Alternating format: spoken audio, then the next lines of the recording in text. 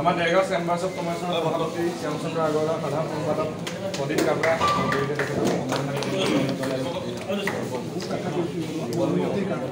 আছে আমাৰ মাজত। হেল্ল' অঁ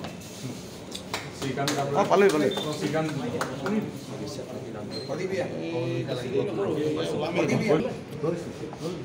ব্ৰহ্মপুত্ৰ আঞ্চলিক ছাত্ৰ সন্থাৰ তৰফৰ পৰা গোপাল বৰা আছে।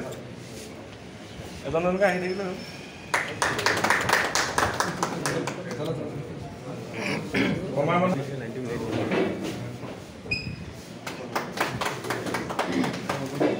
মৰঙী আঞ্চলিক ছাত্ৰ সন্থাৰ তৰফৰ পৰা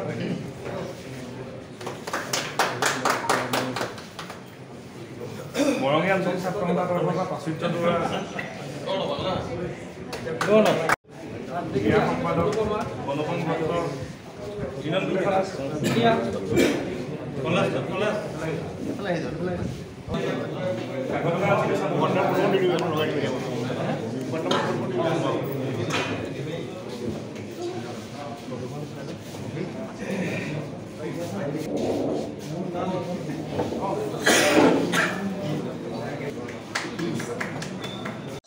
প্ৰথমে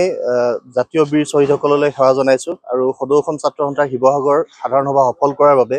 শিৱসাগৰবাসী ৰাইজ, অসমবাসী ৰাইজলৈ আন্তৰিক কৃতজ্ঞতা অভিনন্দন জ্ঞাপন কৰিছো আৰু ছাত্ৰ সন্থাৰ সকলো প্ৰতিনিধিবৰ্গ, কেন্দ্ৰীয় নেতৃবৰ্গলৈ আমাৰ আন্তৰিক কৃতজ্ঞতা জনাইছো যে আমাক সাধাৰণ সম্পাদকৰ দায়িত্ব প্ৰদান কৰা গৈছে আৰু এই দায়িত্ব শিৱসাগৰবাসী ৰাইজলৈ প্ৰদান কৰা দায়িত্ব বুলি মই ইতিমধ্যে আমি অৱগত কৰিছোঁ, আমি স্বীকাৰ কৰিছোঁ আৰু এই দায়িত্ব আমি সদৌ অসম ছাত্ৰ সন্থাই ছাত্ৰ ছাত্ৰীসকলৰ সুৰক্ষিত শৈক্ষিক ভৱিষ্যত,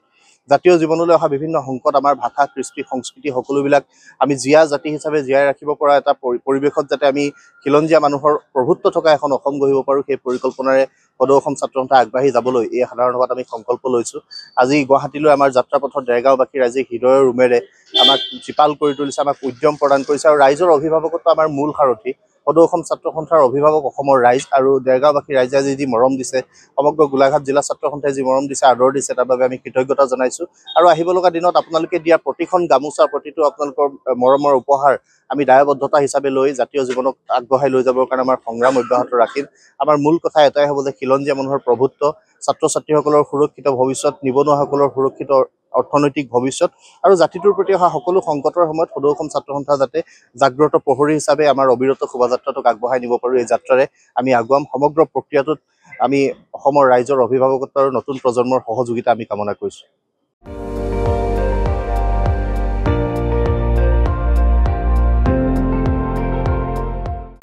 আপুনি চাই আছে ND24, সৰ্বশ্ৰেষ্ঠ নহয়, সৰ্বোত্তমৰ দৌৰ।